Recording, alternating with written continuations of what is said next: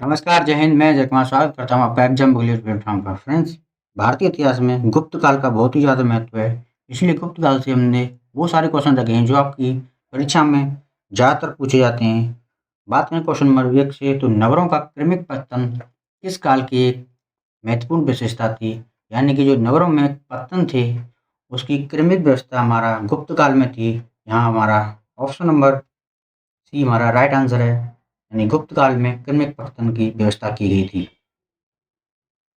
कुतुब मीनार के निकट स्थित लोह स्तंभ वैज्ञानिकों का ध्यान क्यों खींच रहा है? तो यह इसलिए खींच रहा है क्योंकि उसकी जंग रोधकता के कारण। आपको बता दें, उसमें जो लोह स्तंभ बना हुआ है, उसमें जंग से अभी तक कोई भी क्षति नहीं हुई है। यानी उसमें जो जंग रोधकता का कारण बना हुआ है, वो उसमें सबसे ज़्यादा वैज्ञानिकों को अपनी ओर खींच रहा है। गुप्त वंश का संस्थापक कौन था? तो राइट आंसर हमारा श्रीगुप्त, यानी बी ऑप्शन हमारा यहाँ राइट आंसर रहेगा। यानी श्रीगुप्त ही हमारा गुप्त वंश का शासक था, वो संस्थापक था। गुप्त राजा जिसने विक्रमादित्य की पदवी धारण की थी, वह था हमारा चंद्रगुप्त सेकंड। यानी ऑप्शन नंबर ए यहाँ राइट आंसर जाएगा। यानी चंद्रगुप्त द्वितीय को ही विक्रमादित्य के नाम से भी जानते हैं। बहुत ही इंपॉर्टेंट क्वेश्चन है जो आपको ज़्यादा पूछा जाता है कि विक्रमादित्य की उपाधि किसे प्राप्त हुई, तो वो है चंद्रगुप्त सेकंड। गुप्त किसके सामंत थे? तो ये थे हमारे कुषाणों के सामंत। यानी ऑप्शन नंबर ए यहाँ राइट आंसर। यानी गुप्त कुषाणों के सामंत थे। कन्नौज को सर्वप्रथम महत्ता प्रदान करने वाला कौन था? तो वो थे मौखरी। यानी ऑप्शन नंबर ए यहाँ हमारा राइट आंसर जाएगा। गुप्त वंश के किस शासक ने सर्वप्रथम महाधिराज की उपाधि धारण की? तो राइट आंसर हमारा चंद्रगुप्त ने, जो कि हमारा राइट आंसर है। यानी ऑप्शन नंबर डी यहाँ हमारा करेक्ट आंसर आएगा। चंद्रगुप्त मौर्य ही हमारा महाधिराज की उपाधि धारण की। आपसे पूछ सकते हैं कि महाधिराज किससे संबंधित है? वो चंद्रगुप्त मौर्य से संबंधित है। मिहिर कुल का संबंध किस वंश से है? तो ये हमारा घोड़ों से, यानी कि ऑप्शन नंबर डी यहाँ हमारा करेक्ट आंसर रहेगा। गुप्त शासन काल के दौरान निम्न में से ऐसा कौन सा व्यक्ति था जो एक महान खगोल वैज्ञानिक और गणितज्ञ था? तो वो थे ऑप्शन नंबर बी, यानी बाणभट्ट, जो खगोल वैज्ञानिक और गणितज्ञ थे। वो हमारा ऑप्शन नंबर बी यहाँ राइट आंसर जाएगा, जो कि आर्यभट्ट थे। कौन सुमेलित नहीं है? तो यहाँ राइट आंसर हमारा भर्तृहरि मेघदूतम, यानी मेघदूत कालिदास द्वारा रचित है। जो हमारा बी ऑप्शन यहाँ हमारा राइट रहेगा, क्योंकि नहीं पूछा गया है। विशाखदत्त की बात करें तो यह मुद्रा रक्षक विशाखदत्त ने द्वारा रचित है। और अष्टांग हृदय वांगभट्ट द्वारा, और नीतिसार कामोदक द्वारा। और भर्तृहरि हमारा यहाँ इसकी बात करें तो ये हमारा कालिदास के द्वारा रचित है, कालिदास द्वारा रचित है। क्वेश्चन नंबर नेक्स्ट की बात करें तो गुप्त शासकों की सरकारी और दरबारी भाषा कौन सी थी? तो राइट आंसर हमारा ऑप्शन नंबर बी संस्कृत, जो कि गुप्त काल की सरकारी और दरबारी भाषा थी। कौन सुमेलित नहीं है? यहाँ सुमेलितों की बात की है तो जो है हमारा प्रयास शक्ति रवि कीर्ति, यानी ऑप्शन नंबर सी जहाँ राइट आंसर जाएगा, जो प्रयाग प्रशस्ति रवि कीर्ति।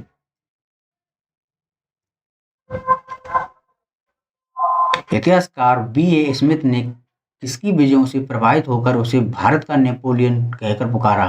तो भारत का नेपोलियन समुद्रगुप्त को कहते हैं। यानी कि ऑप्शन नंबर बी यहाँ हमारा राइट आंसर रहेगा। यानी भारत का नेपोलियन समुद्रगुप्त को कहते हैं।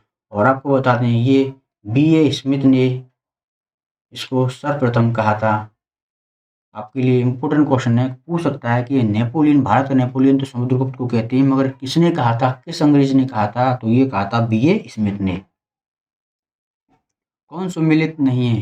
हमारा राइट आंसर है ऑप्शन नंबर जी महासुपति गज सेनाध्यक्ष होता था, जो कि हमारा यहाँ सुमेलित नहीं है। बात करें विनय स्थिति स्थापक, जो धार्मिक मामलों का प्रमुख अधिकारी होता था, विनय स्थिति स्थापक। और महासुपति गज सेना का अध्यक्ष होता था, जो कि हमारा यहाँ गलत ऑप्शन दिया है। और महासंधि विग्रहित, जो युद्ध का शांति मंत्री होता था। और महादंड नायक, जो सेना का सर्वोच्च अधिकारी होता था। ये हमारे गुप्त काल के लोग थे, पदवी थी, जिनको अपने अपने कार्य सौंपे गए थे। तो क्वेश्चन नंबर नेक्स्ट की बात करें तो हमारा अगला क्वेश्चन है, गुप्त वंश का वह राजा कौन था जिसने हुणों को भारत पर आक्रमण करने से रोका? तो राइट आंसर हमारा स्कंदगुप्त, यानी कि ए ऑप्शन ही हमारा राइट आंसर रहेगा, जिसने कि हुणों को भारत पर आक्रमण करने से रोका। किसने अंतिम शासक रुद्रथड़ को पराजित कर उसकी हत्या कर शकों को अंतिम रूप से उन्मूलन किया यानी खत्म किया? वो था चंद्रगुप्त सेकंड, यानी डी ऑप्शन ही हमारा करेक्ट आंसर जाएगा। गुप्त राजवंश किसके लिए प्रसिद्ध था? तो गुप्त राजवंश हमारा यहाँ कला एवं स्थापत्य के लिए प्रसिद्ध था, यानी डी ऑप्शन इज हमारा करेक्ट आंसर। सर्वराजोछेता सभी राजाओं का उखाड़ फेंकने वाला की उपाधि किसको प्राप्त थी? तो ये थी समुद्रगुप्त को, यानी ऑप्शन नंबर ए यहाँ राइट आंसर रहेगा। समुद्रगुप्त को इसीलिए कहा जाता था कि वह एक बहुत ही पराक्रमी शासक यानी राजा था, इसलिए उसको सभी राजाओं को उखाड़ने वाला यानी फेंकने वाला सर्वराजोछेता बहुत इंपॉर्टेंट है। सर्वराजोछेता के नाम से किसको जाना जाता है? तो समुद्रगुप्त को जाना जाता है। इसी को ही भारत का नेपोलियन कहते हैं। दोनों पॉइंट ही आपके लिए इंपॉर्टेंट है। सर्वराजोछेता भी हमारा समुद्रगुप्त को कहते हैं, भारत का नेपोलियन भी हमारा समुद्रगुप्त को कहते हैं। क्वेश्चन नंबर नेक्स्ट की बात करें तो अजंता कलाकृतियां किससे संबंधित हैं? तो ये हमारा गुप्त काल से संबंधित हैं, यानी बी ऑप्शन इज हमारा करेक्ट आंसर। किस गुप्त शासक ने दक्षिणापथ में स्थित 12 राज्यों पर धर्म विजय की? तो समुद्रगुप्त, यानी डी ऑप्शन यहाँ हमारा राइट आंसर जाएगा। कुछ विद्वानों के अनुसार कवि कालिदास किसके राजकवि थे?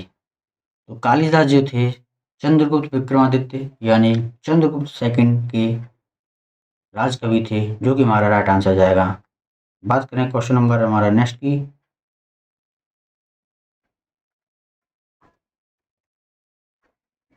तांबे के सिक्के जारी करने वाला पहला गुप्त शासक कौन था? तो राइट आंसर हमारा रामगुप्त, ए ऑप्शन यहाँ हमारा राइट आंसर रहेगा। जिसने कि तांबे के सिक्के चलाए थे वो है हमारा रामगुप्त। अजंता चित्रकारी का विषय वस्तु निम्न में से किससे संबंधित है? जो अजंता में हमारी की गई है वो हमारा बौद्ध धर्म से संबंधित है, डी ऑप्शन यहाँ करेक्ट आंसर रहेगा। फ्रेंड्स आपको बता दें हमने हिस्ट्री के चैप्टर वाइज क्वेश्चन भी कराए हैं, जो आप प्ले लिस्ट में जाकर के देख सकते हैं। और आपको बता दें हमने पॉलिटी को भी बहुत ही अच्छे से समझाया है, जो भी चैप्टर वाइज है कराया गया, और उससे हट के आपका कोई भी क्वेश्चन बाहर नहीं जाएगा। अगर आप हमारे चैनल पर पहली बार हैं तो चैनल को सब्सक्राइब भी करें और बेल आइकन जरूर प्रेस करें, जिससे आने वाली वीडियो में अपनी मिलती रहें। और आपको बता दें अगर आपने सेशन को लाइक नहीं किया है तो लाइक जरूर करें, क्योंकि हम भी आपके लिए बहुत मेहनत करते हैं। और सेशन को अपने फ्रेंडों में भी शेयर करें और कमेंट करें, जिससे आपको कौन सा सेशन यानी किस पॉइंट पर आपको नॉलेज चाहिए, जिसको हम आपको प्रोवाइड करने की कोशिश करें। क्वेश्चन नंबर नेक्स्ट की बात करें तो हमारा अगला क्वेश्चन है, गुप्तकालीन पुस्तक नवनीतकम का संबंध किससे है? तो राइट आंसर हमारा चिकित्सा के क्षेत्र से। बहुत ही इंपॉर्टेंट क्वेश्चन है कि आपको पूछ सकता है कि नवनीतकम का संबंध हमारा किससे है? तो वो है हमारा चिकित्सा के क्षेत्र से, यानी ए ऑप्शन ही हमारा करेक्ट आंसर जाएगा। उत्तर गुप्त युग में जो विश्वविद्यालय प्रसिद्ध हुआ वो कौन सा था? तो वो था नालंदा विश्वविद्यालय, जो कि ऑप्शन नंबर ए हमारे यहाँ राइट आंसर है। नालंदा विश्वविद्यालय की बात करें तो ये हमारा बिहार राज्य में स्थित है, नालंदा जिले में। वह प्रथम भारतीय विद्वान कौन था जिसने गणित को एक पृथक विषय के रूप में स्थापित किया? तो राइट आंसर हमारा आर्यभट्ट, यानी सी ऑप्शन हमारा राइट आंसर जाएगा, जो कि महान गणितज्ञ के नाम से भी जानते हैं। एरन अभिलेख का संबंध किस शासक से संबंधित है? एरन का बात करें तो यह हमारा भानुगुप्त से संबंधित है, जो कि बी ऑप्शन ही हमारा करेक्ट आंसर रहेगा। एरन अभिलेख बहुत ही इंपॉर्टेंट है, पूछ सकता है केविन अभिलेख हमारा किससे है? तो ये हमारा डायरेक्ट है, कह सकते हैं कि यह भानुगुप्त से संबंधित है। निम्न में से किस गुप्त शासक ने अपने सिक्कों पर अपने अपने को वीणा बजाते हुए आकृति अंकित किया है? तो राइट आंसर हमारा समुद्रगुप्त, यहाँ डी ऑप्शन यहाँ हमारा करेक्ट रहेगा, जो कि वीणा बजाते हुए उसने अपने आप को सिक्कों पर दर्शाया है। फायन किसके शासनकाल में भारत आया था? वेरी वेरी इंपॉर्टेंट है। ये हमारा ऑप्शन नंबर सी, यानी चंद्रगुप्त मौर्य के चंद्रगुप्त सेकंड के दरबार में आया था फायन। निम्न में से कौन सा गुप्त वंश के पतन का कारण नहीं बना? जब गुप्त वंश का पतन हुआ था तो उसका मुख्य कारण हुआ था सत्ता के यानी गुणों का आक्रमण हुआ था। स्कंदगुप्त के बाद केंद्रीय शक्तियों का दुर्बल होना और आपको बता दें प्रांतीय शासकों का विद्रोह, यानी कि यहाँ आप बताएँ तो बी ऑप्शन है, सत्ता के नियंत्रण के लिए आंतरिक कलह ही हमारा कारण नहीं था, जो कि यही हमारा राइट आंसर है। यहाँ पूछा गया कारण नहीं था, जो हमारा गुप्त वंश का मेन कारण था प्रांतीय शासकों का विद्रोह। स्कंदगुप्त के बाद कोई भी अच्छा शासक नहीं मिला था जो कि उसके राज्य को शक्ति प्रदान करे, और हुणों का आक्रमण ने के कारण भी गुप्त वंश का पतन हुआ था। भारतीय संस्कृति का स्वर्ण युग किसे कहते हैं? बहुत ही इम्पोर्टेंट है। जो हमारा ऑप्शन नंबर बी यानी कि गुप्त काल को स्वर्ण युग कहते हैं। भारतीय संस्कृति का स्वर्ण युग वेरी वेरी मोस्ट इम्पोर्टेंट है।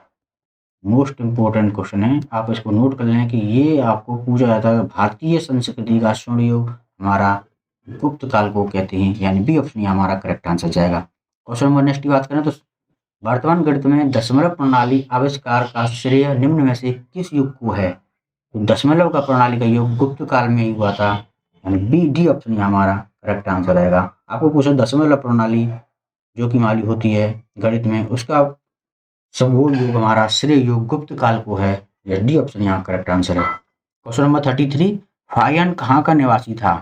तो फायान हमारा चीन का निवासी था, यहाँ A option is correct answer. Kalidas की किस कृति की गिनती विश्व की 100 प्रसिद्ध साहित्य कृतियों में होती है? तो ऑप्शन नंबर ए अभिज्ञान शाकुंतलम। चेतबंधु का रचनाकार प्रवर सेन सेकंड किस वंश का शासक था?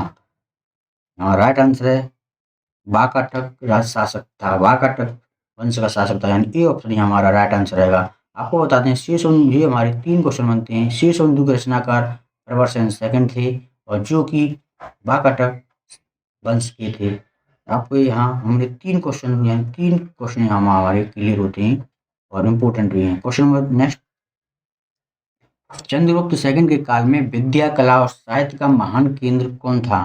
तो ये था हमारा उज्जैन, जो कि ऑप्शन नंबर ए हमारा राइट आंसर रहेगा। किस गुप्तकालीन शासक को कविराज कहते हैं? तो राइट आंसर हमारा समुद्रगुप्त, ए ऑप्शन हमारा राइट आंसर जाएगा। ए ऑप्शन हमारा राइट आंसर। समुद्रगुप्त कविराज इसलिए कहते हैं, उनको कवि यानी इसको गायकार संगीत का बहुत ज़्यादा प्रेम था। उसने वीणा से बना हुआ, जैसा आपको बता वीणा चित्र सहित उसने अपने सिक्के भी चलाए थे, सिक्के भी जारी किए।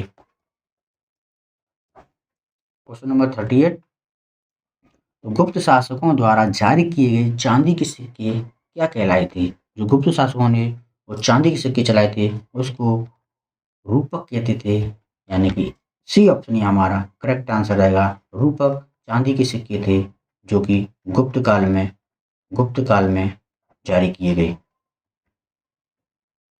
स्कंदगुप्त को किस स्तंभ लेख में सक्रोपम कहा गया है?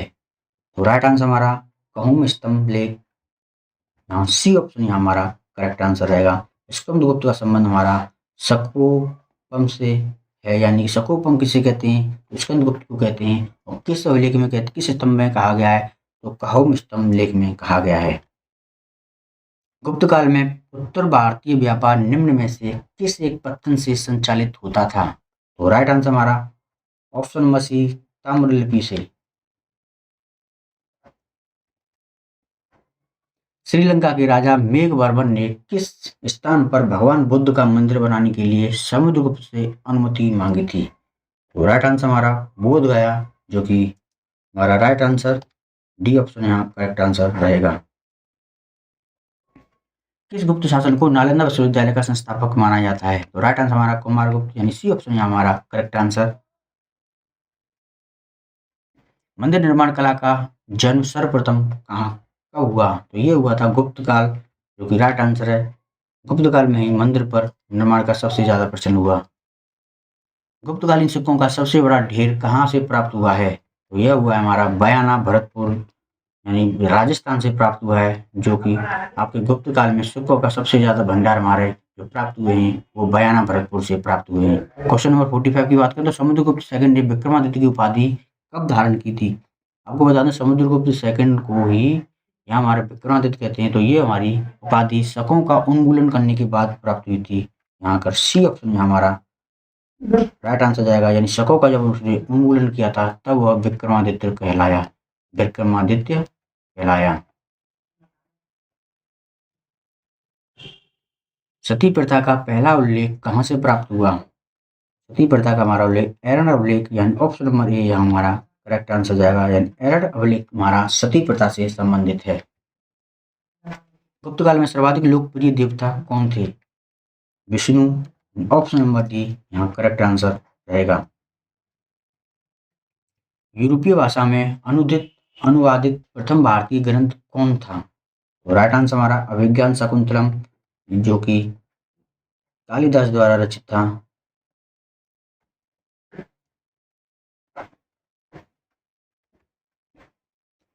चंद्रगुप्त सेकंड ने अपनी किस विषय की खुशी में चांदी के सिक्के जारी किए थे? वेरी वेरी इंपॉर्टेंट क्वेश्चन है। आपको बता दें यह शकों को जब उसने पराजित किया था तो यह उसने चांदी के सिक्के जारी किए गए थे, और जो उसी के बाद में उसको विक्रमादित्य की उपाधि भी प्राप्त हुई, यानी विक्रमादित्य।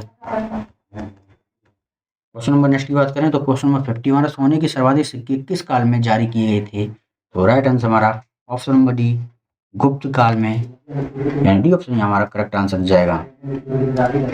महरौली दिल्ली स्थित लौह स्तंभ का निर्माण किस सदी में हुआ था? तो यह हुआ था हमारा 4वीं सदी में, यहाँ C option is correct answer. बाल विवाह की प्रथा का आरंभ कब से माना गया है? बाल विवाह हमारा गुप्त काल से ही स्टार्ट था, यानी ए ऑप्शन में हमारा राइट आंसर जाएगा। गुप्त काल में ही हमारा बाल विवाह की प्रथा आरंभ हुई। क्वेश्चन नंबर नेक्स्ट की बात करें तो हायान और बैंग सांग ने किन राज्यों को देखा? तो यह देखा था उन्होंने option number B Chandragupta Vikramaditya और हर्षवर्धन यान को देखा था, जो कि हमारे यहाँ राइट आंसर जाएगा। बी ऑप्शन में आया करेक्ट आंसर।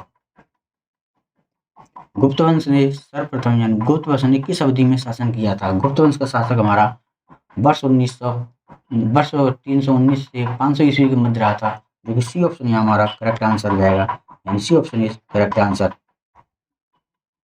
गुप्तकालीन शासन प्रणाली किस प्रकार की थी?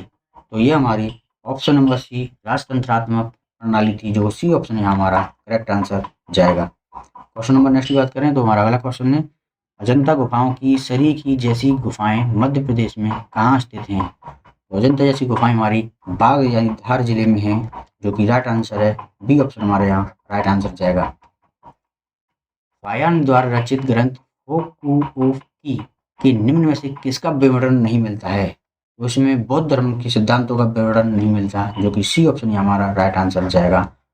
फायान के द्वारा रचित एक ग्रंथ था होकुओकी, जो कि आपके लिए पूछ सकता है, इंपॉर्टेंट क्वेश्चन है, आप नोट कर लेना। इसमें 3 क्वेश्चन बनते हैं कि फायान द्वारा रचित होकुओकी की रचनाकार फायान थे, जिसमें गौतम बुद्ध के उपदेशों को बताया गया है, गौतम बुद्ध मंदिर और स्तूपों के बारे में बताया गया है, और गौतम बौद्ध धर्म के राज्यों के बारे में बताया गया है, बट उसके सिद्धांतों का उसमें विवरण नहीं किया गया है, जो कि हमारा राइट आंसर है। निम्न में से कौन सा नाटक कालिदास द्वारा नहीं लिखा गया? तो राइट आंसर हमारा ऑप्शन नंबर बी जानकी हरण। गुप्त स्थापत्य कला का सर्वोच्च मंदिर निम्न में से कौन सा है? तो ये है देवगढ़ का दशावतार मंदिर, डी ऑप्शन है हमारा राइट आंसर जाएगा, यानी देवगढ़ का दशावतार मंदिर हमारा गुप्त काल की स्थापत्य कला का है। कौन सा राजवंश हुणों के आक्रमण से अत्यंत विचलित हुआ था? तो यह हुआ था गुप्त वंश, जो कि अल्फा यानी ए ऑप्शन हमारा राइट आंसर है। अजंता की गुफाओं में किन गुफाओं का वर्णन गुप्त काल में हुआ? तो ऑप्शन हमारा 16, 17 और 19वीं सदी में गुफाओं का हमारा निर्माण हुआ था, जो सी ऑप्शन हमारा राइट आंसर जाएगा।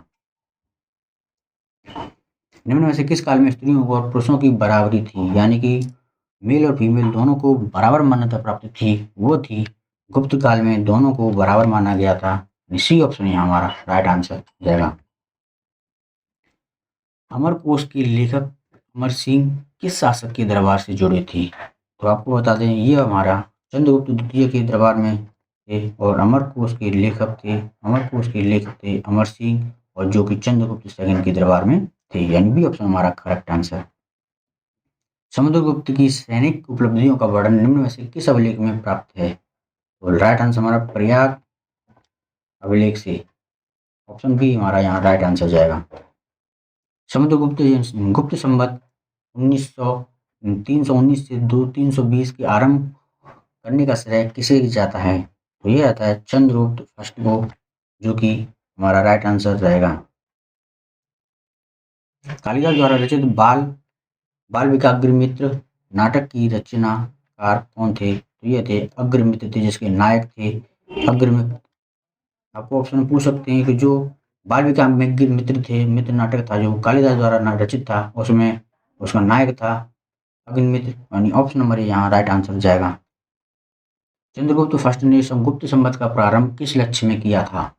तो शकों के उन्मूलन के उपलक्ष्य में, या अपने राज्यारोहण के स्मारक के रूप में। तो ये हुआ था अपने ऑप्शन नंबर सी, यहाँ उसने अपने राज्यारोहण के स्मारक के रूप में किया गया था। गुप्त संवत का आरंभ चंद्रगुप्त प्रथम ने किया था और अपने राज्यारोहण के स्मारक के रूप में किया गया था। दिल्ली के महरौली में कुब्बुल उल इस्लाम मस्जिद के प्रांगण में स्थित लौह स्तंभ किसकी स्मृति में है? तो यह चंद्रगुप्त की स्मृति में, यानी डी ऑप्शन हमारा राइट आंसर रहेगा। प्रयाग प्रशस्ति अभिलेख का अभिलेख हर्षेण किस शासक का कवि था? तो यह समुद्रगुप्त, या सी ऑप्शन हमारा राइट आंसर जाएगा। किस राजवंश के शासकों ने मंदिर और ब्राह्मणों को सबसे अधिक ग्राम अनुदान दिए? वो दिए थे गुप्त वंश में सबसे ज्यादा ब्राह्मण और मंदिरों को सबसे ज्यादा दान किया गया था, वो था गुप्त वंश में, यानी सी ऑप्शन हमारा राइट आंसर। सारनाथ के धमेक स्तूप का निर्माण किस काल में हुआ? बहुत इंपॉर्टेंट है, इसका राइट आंसर हमारा गुप्त काल में, जो कि बी ऑप्शन है हमारा करेक्ट आंसर, जो धूमेक स्तूप का निर्माण हुआ था। गुप्त युग में भू राजस्व की दर क्या थी? तो वो थी उपज का 6वां हिस्सा, जो कि उसका कर के रूप में लिया जाता था। यहाँ डी ऑप्शन करेक्ट आंसर। गुप्त काल की सोने की मुद्रा को क्या कहते थे? राइट आंसर है दीनार, जो कि ऑप्शन नंबर सी हमारा यहाँ राइट आंसर। नालंदा विश्वविद्यालय की स्थापना का युग कौन सा है? वो है ऑप्शन नंबर ए गुप्त काल, यानी गुप्त काल को ही नालंदा विश्वविद्यालय की देन। कुमार संभव महाकाव्य किस कवि द्वारा लिखा गया? तो राइट आंसर हमारा option number B Meghaduta Kalidasa, यानी कालिदास द्वारा ये रचित किया गया कुमार संभव महाकाव्य। फ्रेंड्स, हमने आपके लिए 75 क्वेश्चन किए हैं, बहुत ही इंपॉर्टेंट क्वेश्चन किए हैं, वो भी सब हमने गुप्त काल से किए हैं। अगर आप हमारे चैनल पहली बार हैं तो चैनल को सब्सक्राइब कर बेल आइकन जरूर प्रेस करें, और सेशन को लाइक नहीं किया तो सेशन को लाइक भी करें। और आप प्ले लिस्ट में जाकर के हर चैप्टर वाइज हिस्ट्री के क्वेश्चन देख सकते हैं, जो कि अपने बहुत इंपॉर्टेंट कराए हैं, और पॉलिटी के भी कराए हैं। जो आपने नहीं देखे थे उनको भी देख लें। वीडियो बनाने के लिए धन्यवाद, थैंक यू।